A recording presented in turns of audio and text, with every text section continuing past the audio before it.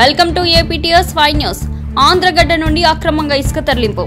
కర్నూలు జిల్లా కోసిగి మండల పరిధిలోని అగసనూరు గ్రామం వద్ద తుంగభద్ర నదిలో ఆంధ్ర గడ్డు వైపు కర్ణాటక రాష్ట్రంలో తమ్మాపూర్ గ్రామానికి చెందిన కొంతమంది వ్యక్తులు అక్రమంగా ఇసుక తరలిస్తున్నారు.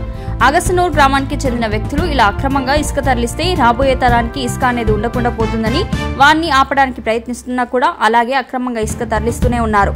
ఇలాంటి ఇసుక అక్రమ తరలింపు తక్షణమే అధికారులు అరికట్టాలని గ్రామస్తులు తెలిపారు. ఆంధ్ర కర్ణాటక ప్రాంతాలకు చెందిన వారు అక్రమంగా ఇసుక తరలిస్తే అలాంటి వారిపై తక్షణమే చర్యలు తీసుకోవాలని వారు అన్నారు.